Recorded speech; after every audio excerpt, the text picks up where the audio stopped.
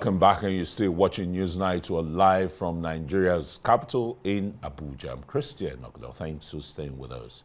Human rights lawyer Ajare has called on the Kogi State House of Assembly to immediately begin the impeachment proceedings against Governor Usman Ododo over alleged misconduct and abuse of his office by allegedly providing cover for the immediate past governor of the state, Bello, to escape arrest by the Economic and Financial Crimes Commission, the EFCC. In a letter addressed to the Speaker, Liu Yusuf, Ajare urged the Kogi State House of Assembly to initiate a thorough inquiry into the allegations to ascertain the truth and to hold the governor accountable for his actions. The human rights lawyer called on the State Assembly to work closely with all security agencies, especially the EFCC, to ensure everyone involved are thoroughly quizzed, explaining that as a citizen of Nigeria, he feels slighted by the misconduct in the alleged action of the governor of the state.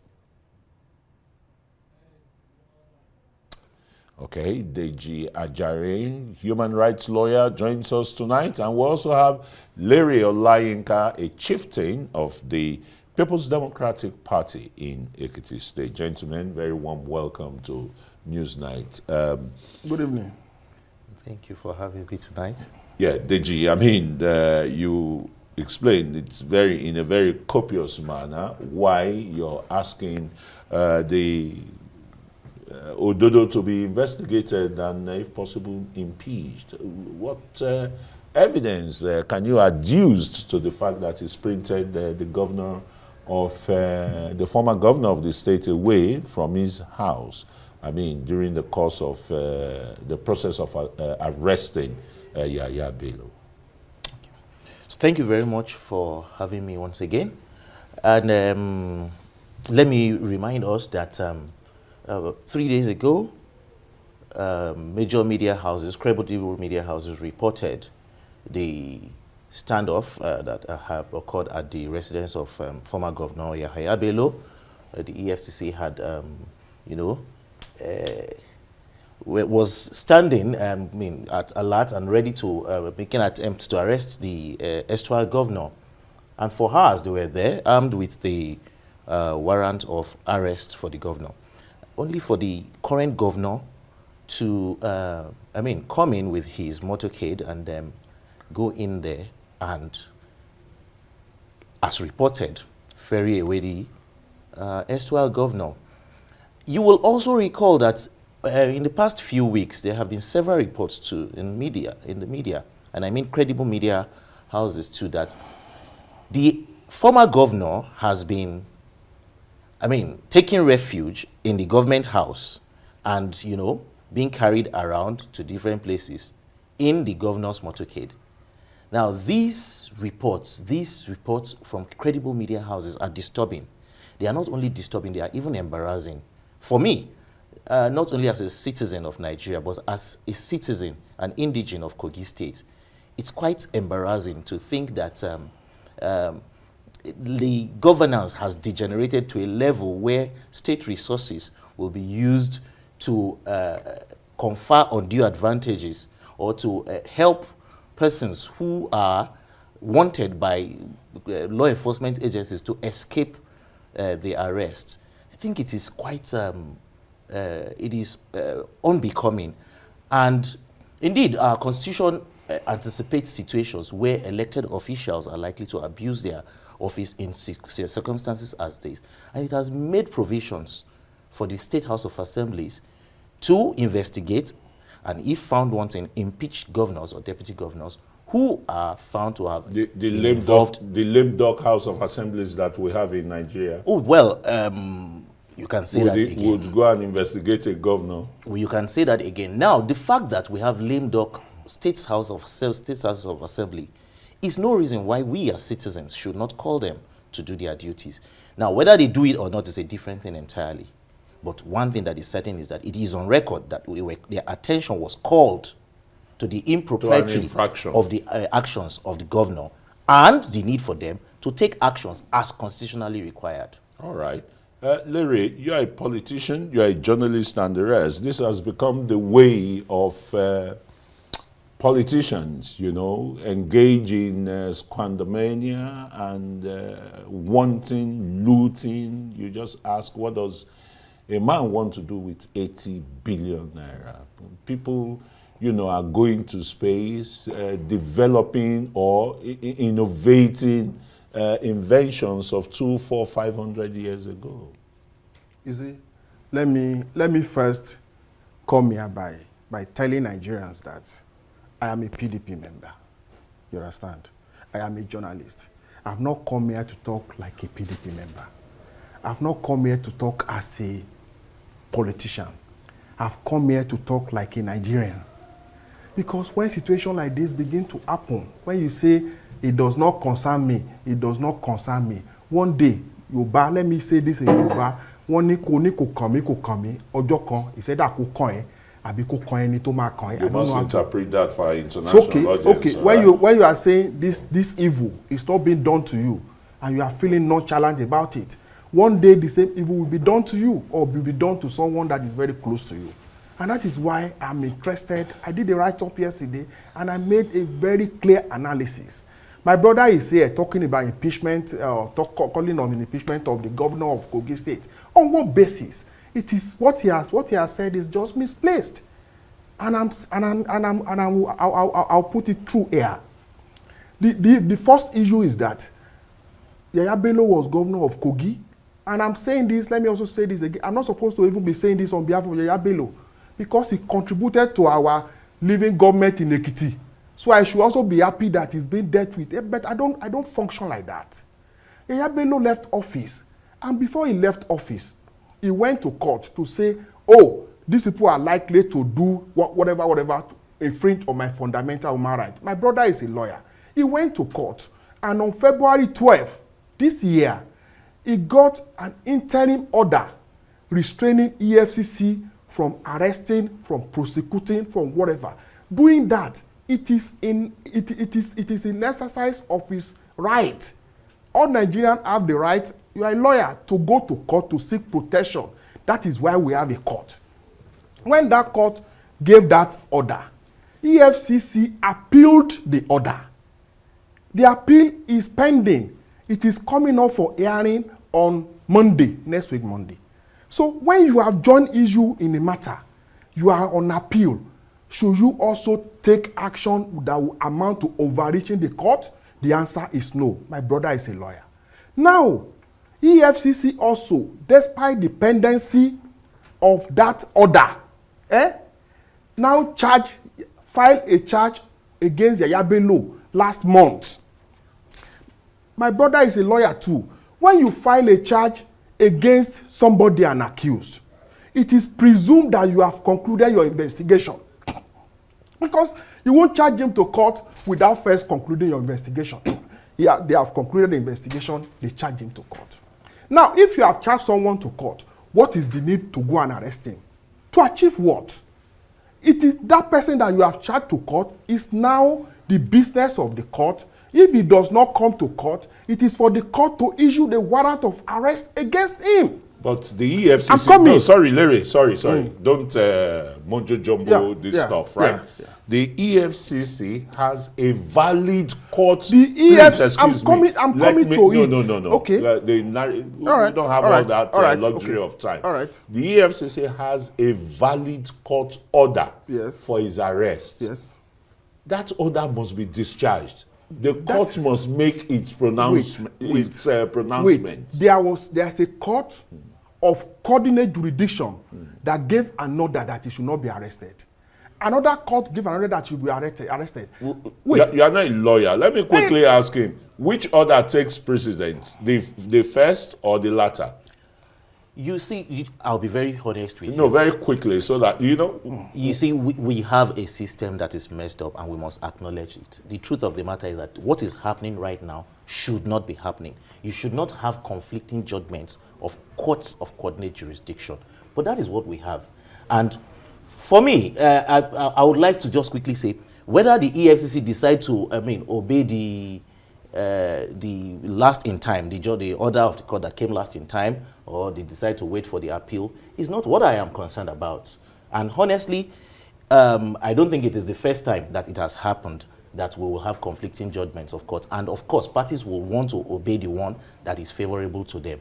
If EFCC decides that they want to go ahead and arrest him so that he can come and face trial the next day. I mean, it was 2 days ago that they wanted to arrest him.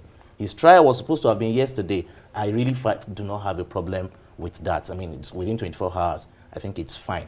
But that's not the problem, really. My concern, and you will be, and I think I like to be very clear, is the actions of the state governor.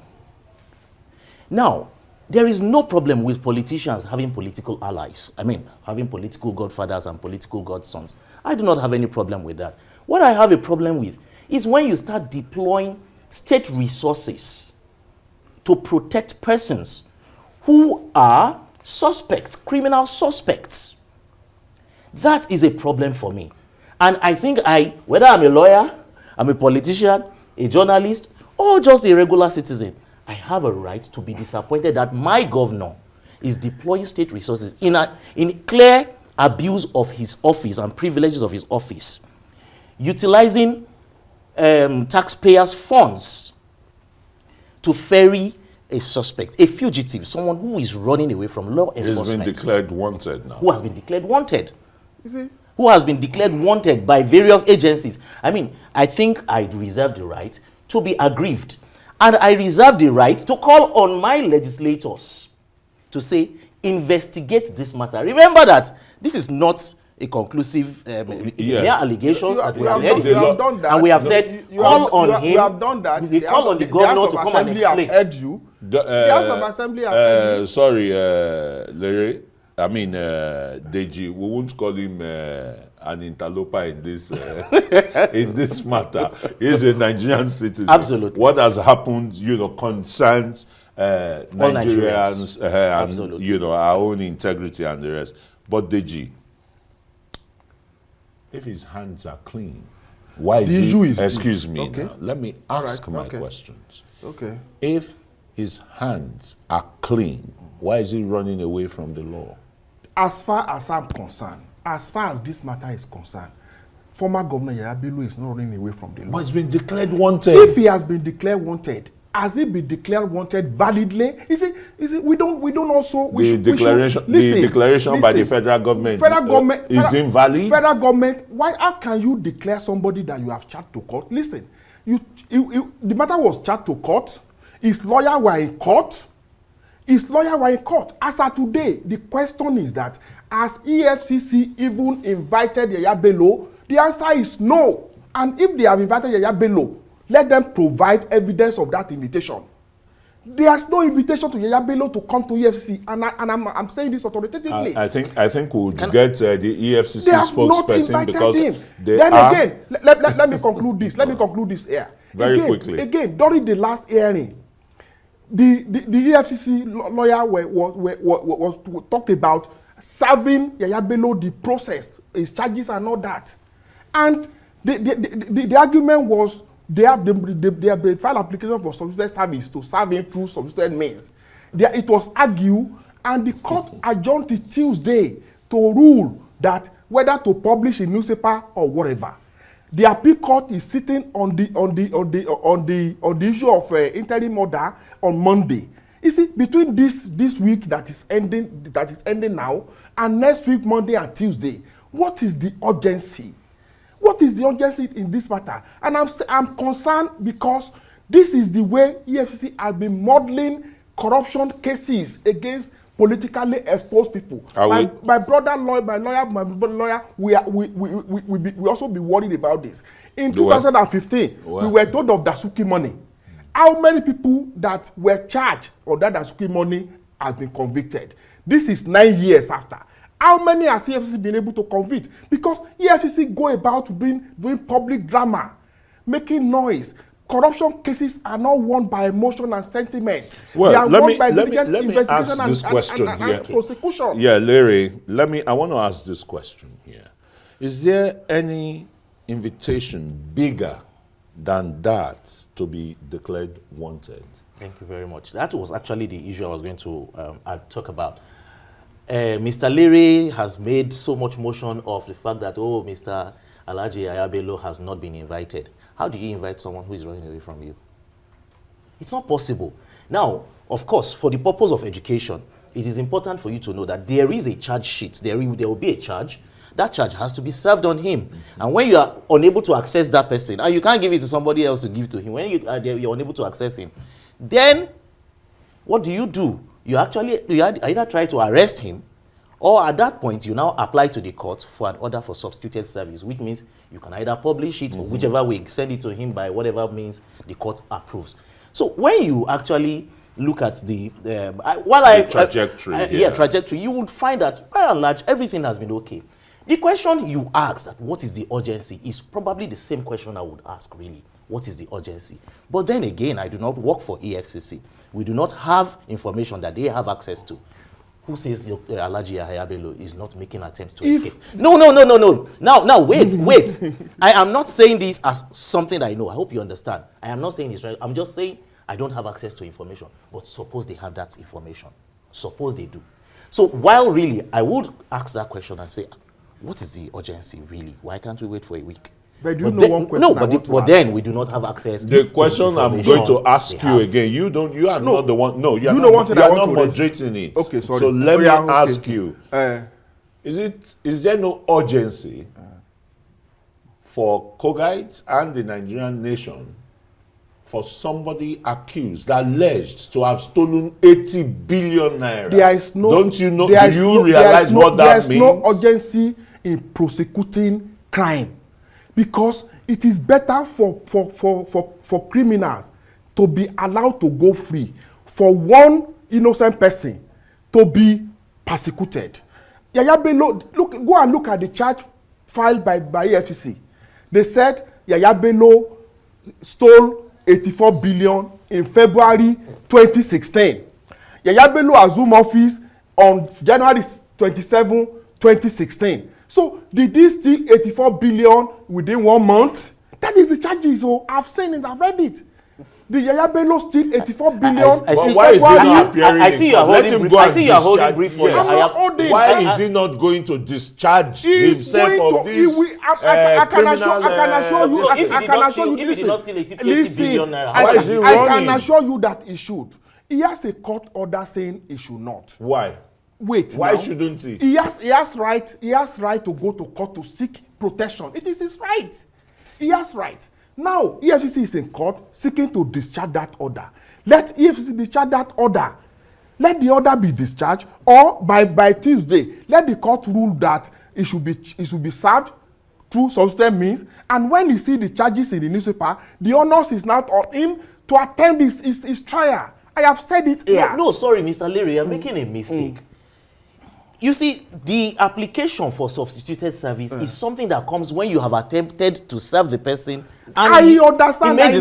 He refuses to make himself available. I understand. Now, it is also not unusual. It is also not unusual to arrest somebody and then within 24 hours or 48 hours, as the case may be, to arraign him before the court. And so if on Thursday, at this moment, the EFCC attempted to arrest Ajare Bello so that they can arraign him on Friday, I really do not see what is wrong with that. But you see, like I have said,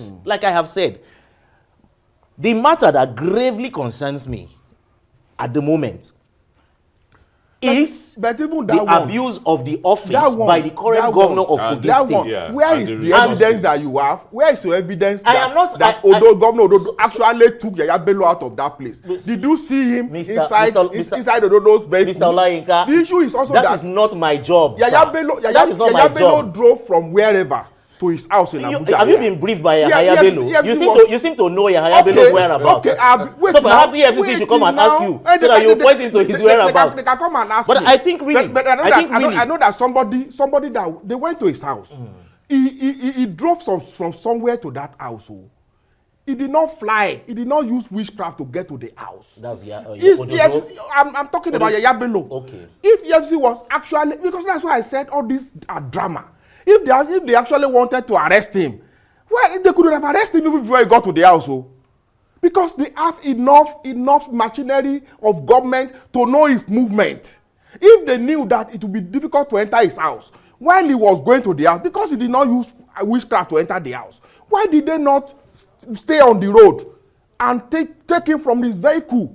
Why did they wait for him to get into the house, enter his bedroom, prepare tea, probably was eating?